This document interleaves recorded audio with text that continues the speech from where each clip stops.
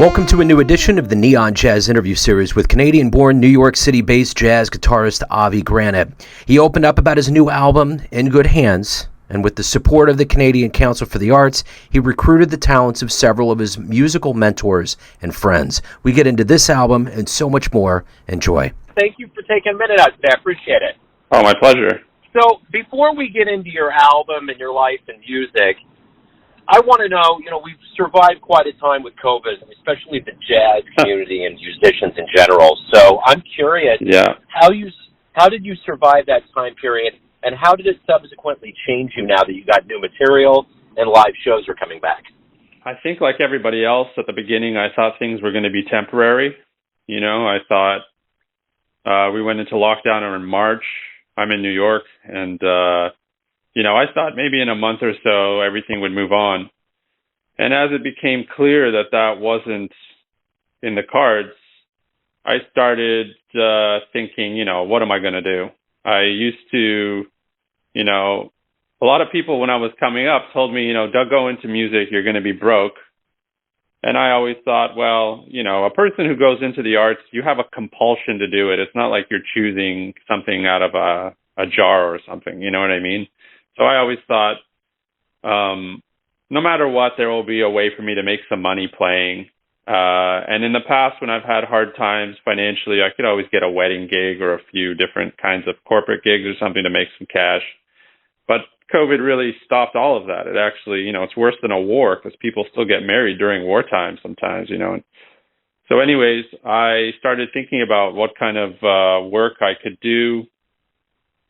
And I used to work in warehouses. I used to do labor. I used to do all kinds of construction when I was in college and high school. And so I started thinking about all of that. And I stopped thinking about, I know a lot of people took the time to I'm going to practice more, or I'm going to write my magnus opus now, and I kind of thought the world didn't need me to do more of the same that I had been doing previously. It was seemed like a time of change and opportunity on some level. I kept trying to frame it as an opportunity instead of the destruction to my career and whatever else. I started studying different things. I started looking into other possibilities. The highest paying labor job I ever had was being a forklift driver for Coca-Cola. So I thought, well, I could probably go do that. But I remembered how miserable the older guys were that did that long term. And so I actually started studying programming.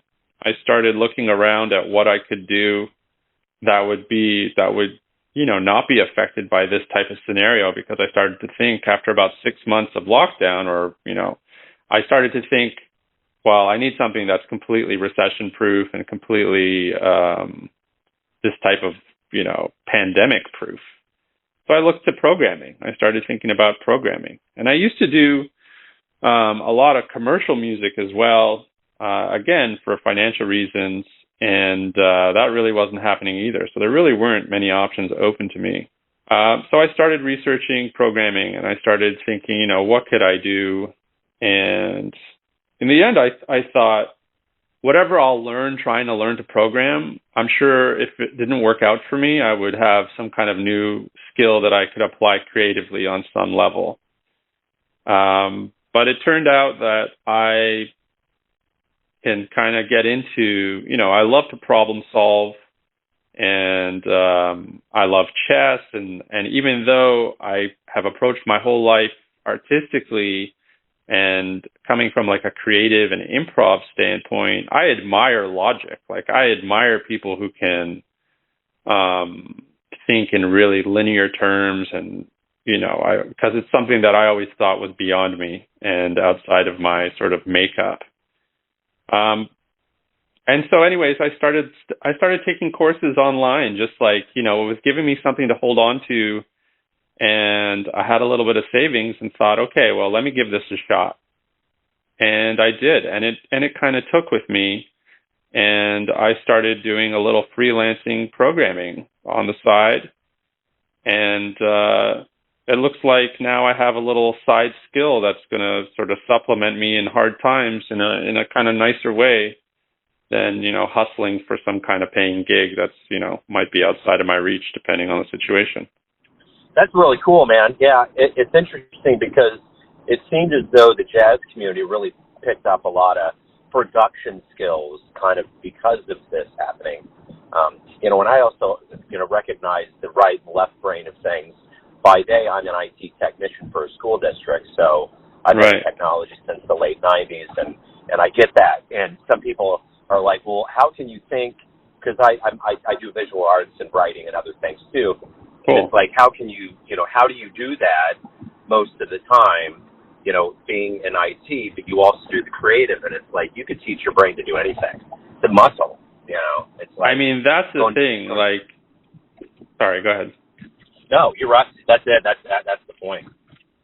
That's the thing. It's that, every skill that I learned as a musician, really learning to, like, especially as I took on jazz and improvising and all that, and composing, of course, as well. Every time I found some new concept that was just beyond my reach or something that I thought sounded amazing, but I didn't understand, I just have the personality of, I'm a bit dogged, I don't give up. And all the years of practicing and sort of trying to figure things out, it kind of made me feel like I could learn anything because, these things really are like foreign concepts, and you have to allow your brain. I think the process is that you allow your brain to sort of just kind of like soak it in without understanding what you're learning. And eventually, the magic of the human mind is that we see patterns in things and we start to understand things. Even, you could drop someone in a foreign land and they don't understand the language, but, within a short while, they'll figure some of it out. And that's just the way we're designed. So I've always been into learning new things anyways.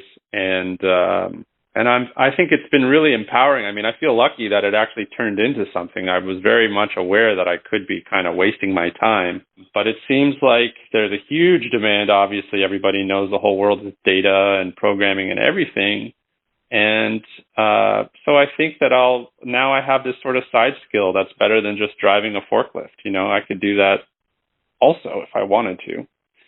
But, being a composer, you have to think in like certain kinds of overview terms. And I think that music, there's a lot of correlations between my skills as a musician and composer and what made it possible for me to sort of learn what I've learned and do the things that I've been doing with programming. And it's kind of like this uncharted territory for me as far as, what that's going to mean in the future. I mean, I have all kinds of crazy creative ideas I'm looking forward to exploring. Now that I have sort of some new tools in my bag. So let's get to the good news here of having a brand new album out in good hands. The world's opening up. Things we're slipping out of that COVID realm. Talk to me about not only how you put this album together, but how relieving it is to actually have this coming out coinciding with things opening up. So the idea for the album came to me during the lockdown also. I was talking to and checking in with the guys. I have a long-running project in Toronto called the Avi Granite 6, and I've kept it going even though I've been living in New York for 13 years. We tour and play together, whatever. And so I was checking in with those guys, just having video chats and stuff, and seeing that, everybody had a sort of different reaction to what was going on with the lockdowns and how it was affecting their work and their lives.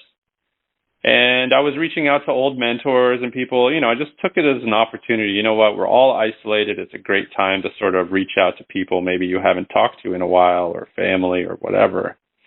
And so, I talked to a ton of different musicians, and I thought, how can I get these guys some work? Because I was just like, my own problems were my own problems, but talking to people I really admire as artists and just human beings, and hearing their suffering through the situation, I started thinking, is there any kind of gig that I could set up that could work under these circumstances and whatnot?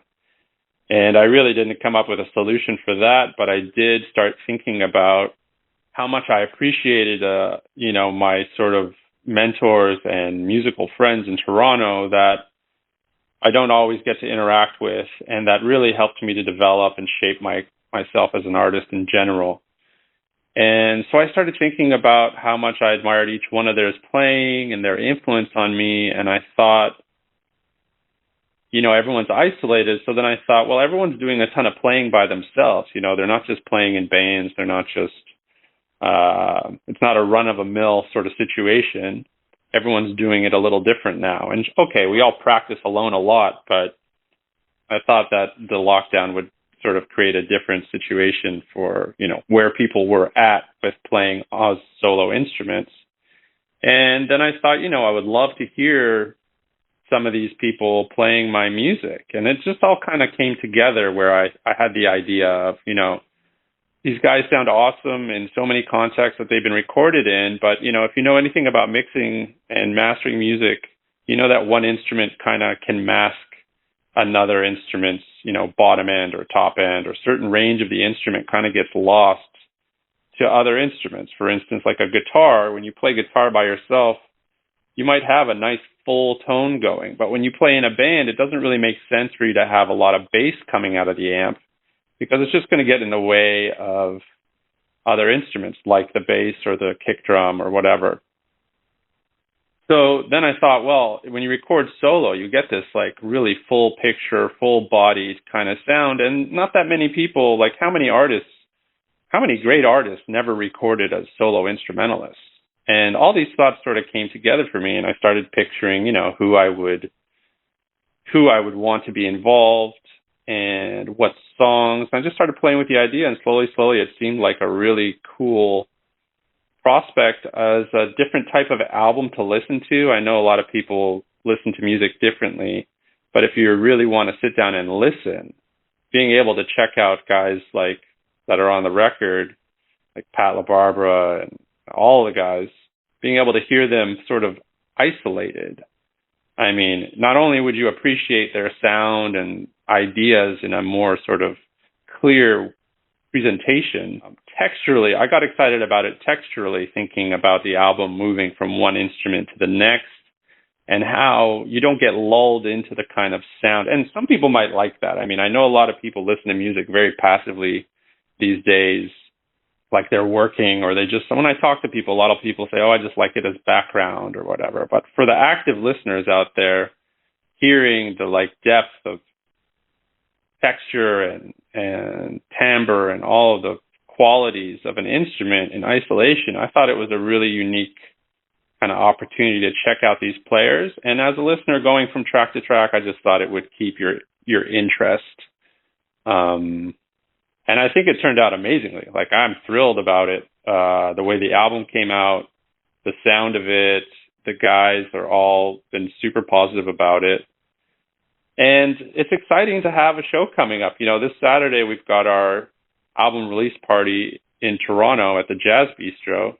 And I'm not even playing on the record, so I'm not going to play on the show either. I'm trying to just honor these guys.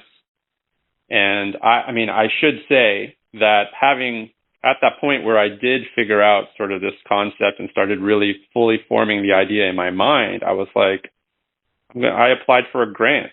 I decided, I could probably find a way to fund this, but it'd be even better if I could get some support so that we could do it properly and present it in a good way.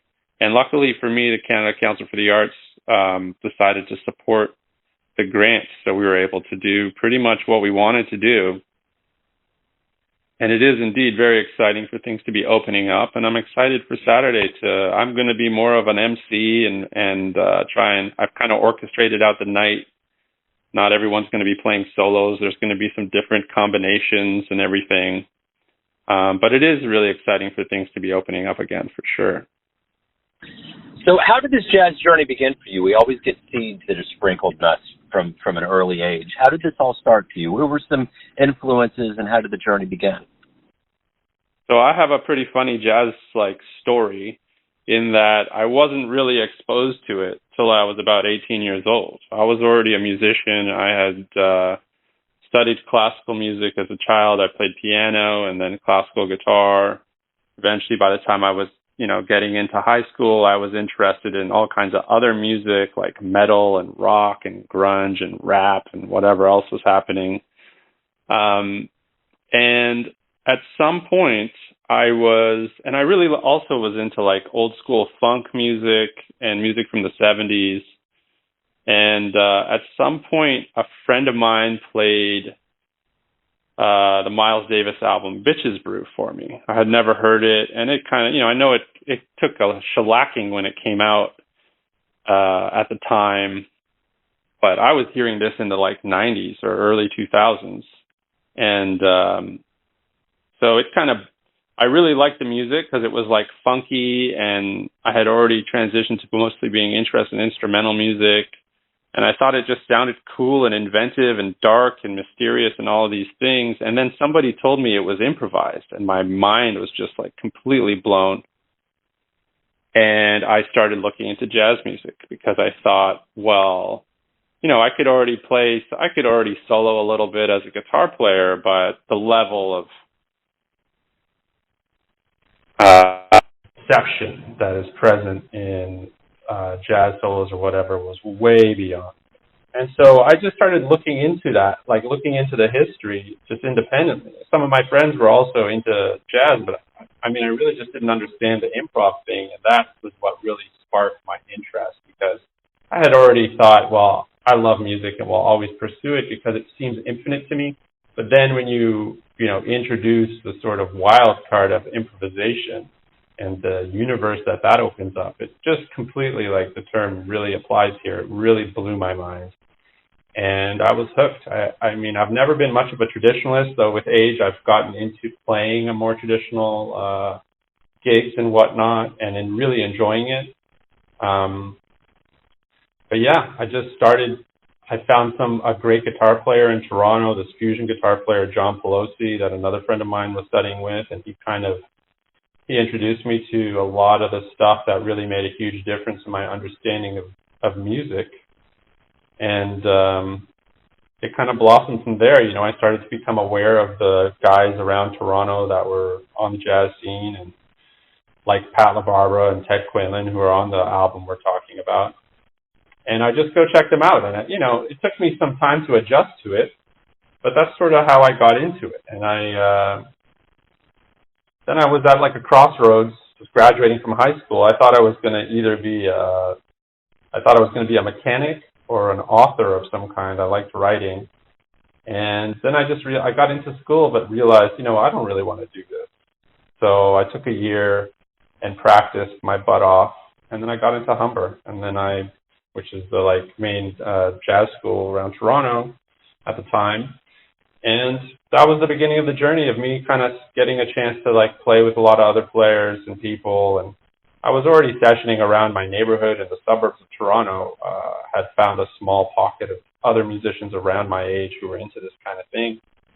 But yeah, it's not a very traditional story of how you come to jazz music, but it was very natural for me. It's one thing always led to the next, and I researched history, and I tried to understand the context and concepts that were at play, and I just got hooked. I started playing.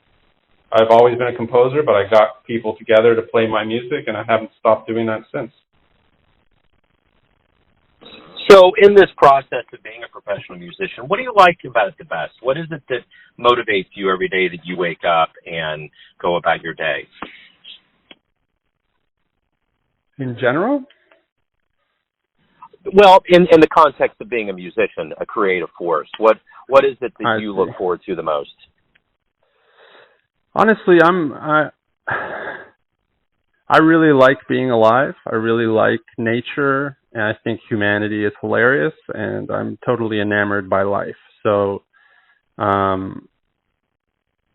pretty much every day, I'm excited to see what I'm going to learn or find or experience. And the practice and sort of development of my playing and composing is all sort of very intertwined with just my day-to-day sort of sense of self and balance. Some people turn to religion for guidance when they have hard times and whatnot, but since I really started practicing music seriously, let's say in my late teens, I felt a connection to the universe that I didn't need someone else to explain to me. And it made me feel, aligned on some level. And so I don't have a like end goal I'm trying to reach or anything. I just have this real compulsion to compose. And when you write music, sometimes I explain it like this: like when you explore a certain tonality, or like you're playing a certain type of music, it's almost like you're emotionally swimming in a certain type of ocean, or a certain type of feeling. And there's a real I get a lot back from sort of exploring these things personally. So I haven't had to turn to too many outside sources to find balance in my personal mental health or my sense of self. It's not really relying on other people's opinions as much as it's important to me that I want people to enjoy my music. If people don't enjoy my music, that's not going to change how I feel about it, And so there's a certain strength to that continues to push me forward as a player and as a composer to want to not only grow the possibilities of my playing, but to do a better job of relating the spiritual and creative ideas and feelings that I sort of experience as a player and composer. So, everyone out there has a perception of you, an idea of who they think you are, your family, your friends, your fans, but ultimately you live your life. What's your perception of you? Who do you think you are? Who do I think I am? I'm just me. I'm not anybody.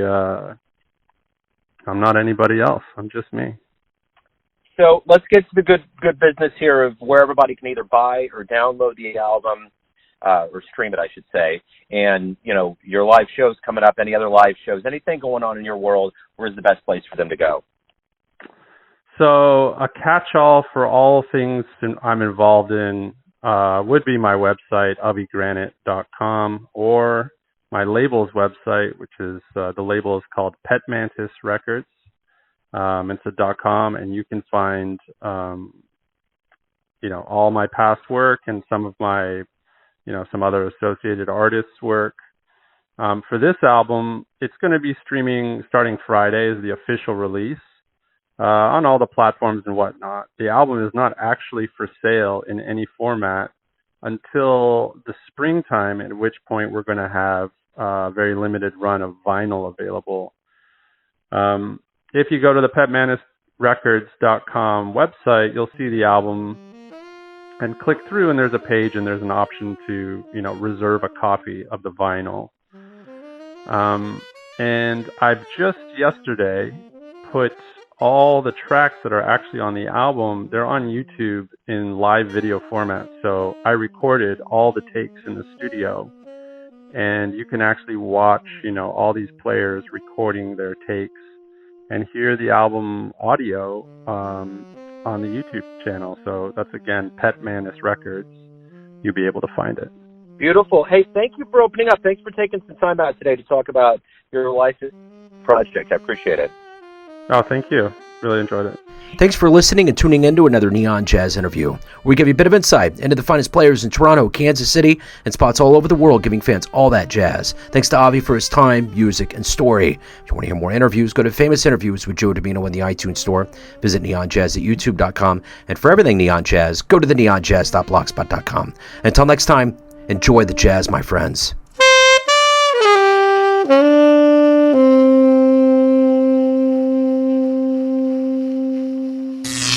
Neon Jazz.